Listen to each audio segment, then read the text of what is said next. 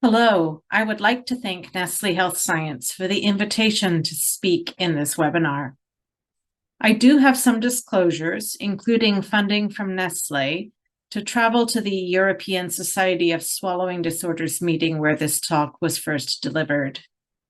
Among other industry partnerships, I also have both a current and prior consulting relationship with Nestle, including a leading role in 2 studies that will be discussed in this presentation.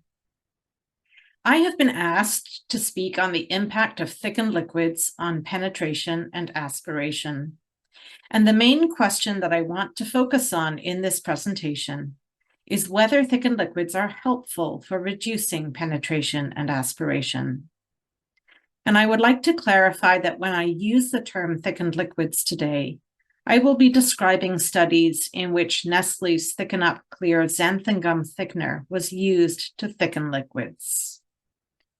The premise that thicker liquids may be helpful to improve swallowing safety by reducing penetration and aspiration has been around since the earliest days of the field of dysphagia management. And there is actually quite a lot of evidence to support the premise. Perhaps the most famous study in this regard was a trial led by Drs. Logeman and Robbins starting in 1999 that is often referred to as Protocol 201. Part 1 of that study involved 711 adults who had diagnoses of either Parkinson's disease and/or Alzheimer's disease, who showed at least one occurrence of aspiration across a series of 3 teaspoons and 3 cup sips of thin liquid barium in video fluoroscopy. Those participants were then asked to repeat the task of 3 teaspoon and 3 cup sip swallows under 3 different conditions, which were performed in a random order, either more thin liquids swallowed using a chin down position, a thickened liquid that was called nectar thick and which had a viscosity that probably maps to the mildly thick range on the ESSD framework, and a much thicker liquid which was called honey thick at the time, but which probably mapped to the extremely thick range on what we now know as the ESSD framework. The results of that study showed that at least one of these conditions was effective in eliminating aspiration in half of the study participants, that is 51%. And when the conditions were compared, the greatest reduction in aspiration was seen with the thickest liquid. Since that time, there have been a number of systematic reviews that have explored the effects of liquid consistency and food texture on swallowing, both in healthy people and in people with dysphagia. And I am highlighting 2 of those reviews on this slide. In the review on the left, which I led for ESSD in 2015, we concluded that there was evidence to support the idea that thicker liquids do reduce the risk of penetration aspiration. And in the review on the right, which was published by the ESSD in 2016, the main results also included evidence that thicker liquids improved swallowing safety. However, there has been a great deal of discussion and concern expressed recently regarding the use of thickened liquids, and a number of doubts have been voiced, particularly in social media. These include the fact that although Protocol 201 showed reduction of aspiration within the same video fluoroscopy, the subsequent trial in which 515 participants were randomized to using one of those 3 interventions for the next 3 months, failed to find a significant difference in pneumonia rates between those randomized to using the chin down position or to using thickened liquids. In both cases, the observed rates of pneumonia were about 10% over the 3-month observation timeframe. Secondly, when that follow-up study explored the outcomes of those randomized to the thickest liquid compared to the mildly thick liquid, they actually found higher rates of pneumonia and other negative health sequelae in those randomized to the extremely thick liquid condition. It's important to note that 2/3 of the participants in this second part of the Protocol 201 study were people who were shown to aspirate on all 3 of those conditions in Part 1. To me, this finding, together with some recent animal studies that have modeled the effects of chronic aspiration, shows very clearly that it is not a good thing to aspirate thickened liquids. When we read this literature, we need to remember that the intent of recommending thickened liquids is to limit and prevent aspiration. But these research studies, based on their design, include cases where both thin and thickened liquids have been aspirated by a substantial number of the participants. The finding that pneumonia and other negative outcomes occur in people who aspirate thickened liquids emphasizes the critical importance of doing a careful assessment first and not recommending thickened liquids without evidence of their benefit for a particular patient. And third, as many of us have experienced, there are some patients who we know are aspirating, but who seem to tolerate that aspiration. These individuals do tend to be people who are otherwise medically stable and are independent for functions like feeding and oral care. And this highlights the need to take other factors into consideration when trying to determine the risk that is associated with aspiration for a given patient. One recent article that has been receiving a lot of attention is an article by Miles and colleagues published in 2018, in which endoscopy was used to evaluate swallowing safety on thin and mildly thick liquids. In this study, silent aspiration was defined slightly differently from the conventional penetration aspiration scale definition, as cases where material was seen on or below the vocal folds without a cough response. And although the overall finding of the study showed a reduction in aspiration on mildly thick liquids, Miles and colleagues reported that there were some patients who showed the unexpected finding of an increased frequency of silent aspiration as defined on the mildly thick stimuli. Again, this finding emphasizes the importance of a thorough assessment before recommending thicker liquid consistencies. As we think about the debates that are currently raging and the clinical uncertainty that these debates reflect, it's important to consider the factors that are contributing to this uncertainty.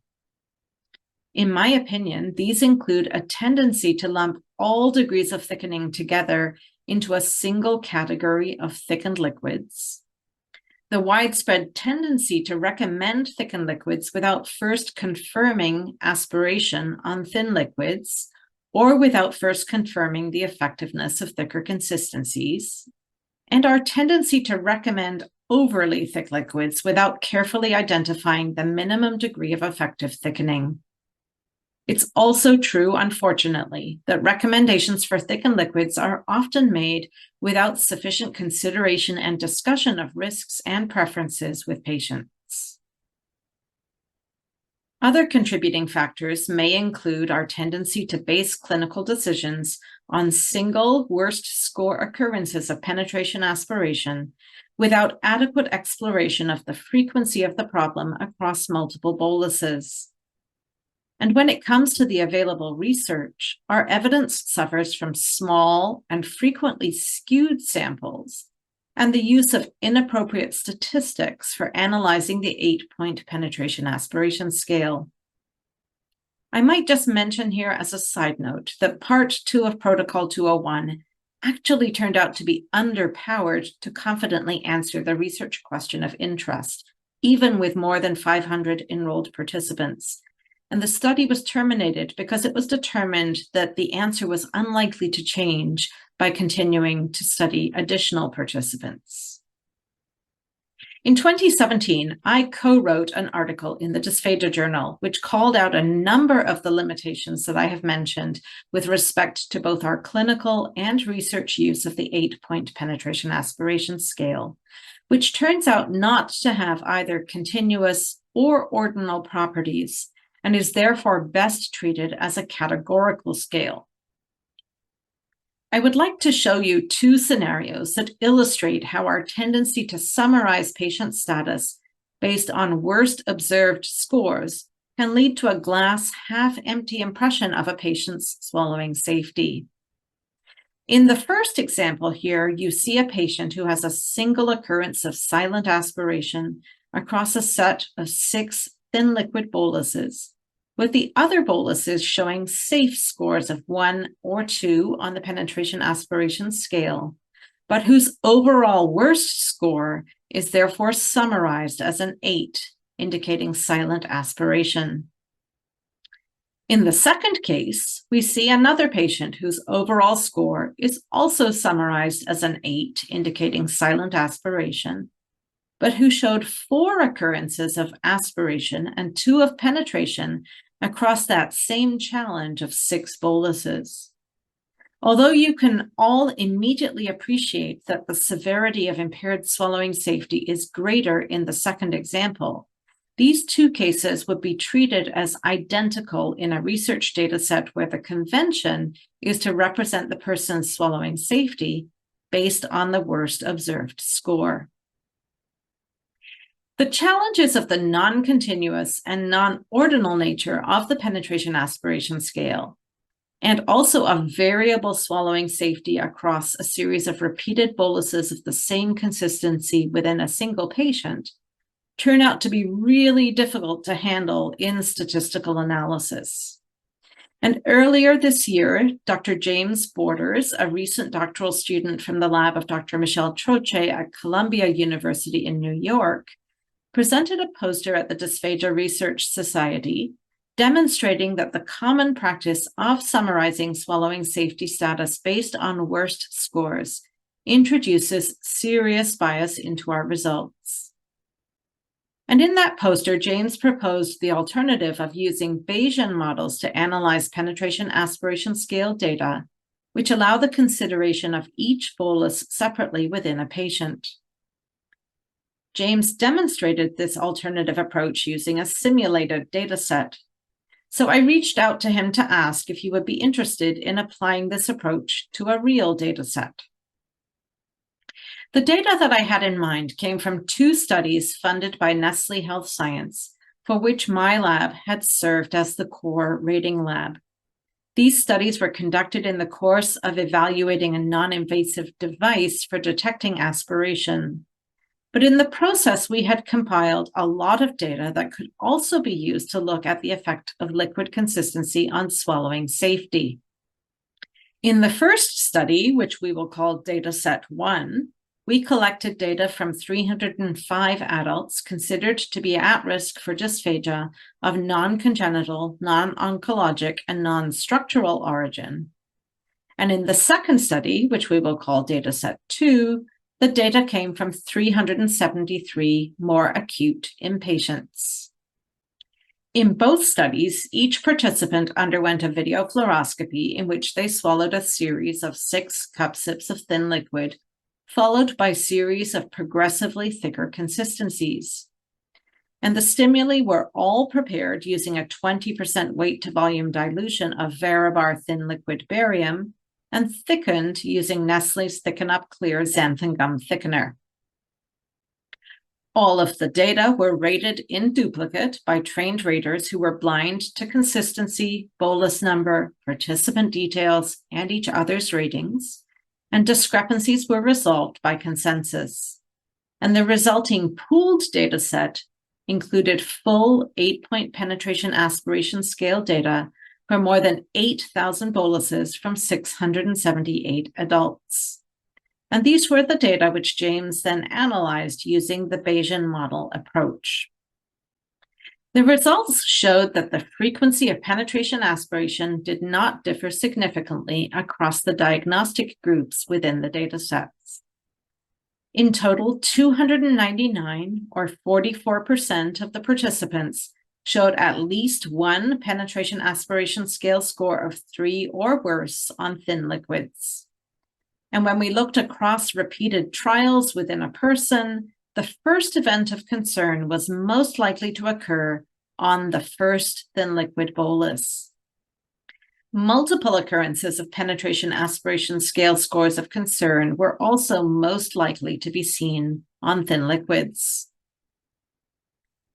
Consistent with other data sets in the literature, we found that penetration aspiration scale scores of 6 which represent aspiration below the true vocal folds that is then ejected, were exceptionally rare. And we found that silent aspiration was more likely to occur on the thin and the mildly thick liquids, occurring in approximately 10% of the boluses, but was much less common on the moderately and the extremely thick liquids. This slide illustrates the overall study results regarding the probability of penetration aspiration by liquid consistency. In the graph on the left, penetration aspiration scale scores are shown on the y-axis and probability on the x-axis. The data points are colored according to the ITSE framework, with thin liquids in white, mildly thick liquids in pink, moderately thick in yellow, and extremely thick in green. And you can see that the white data points are positioned furthest to the right, showing significantly higher probabilities of penetration aspiration for the thin liquids.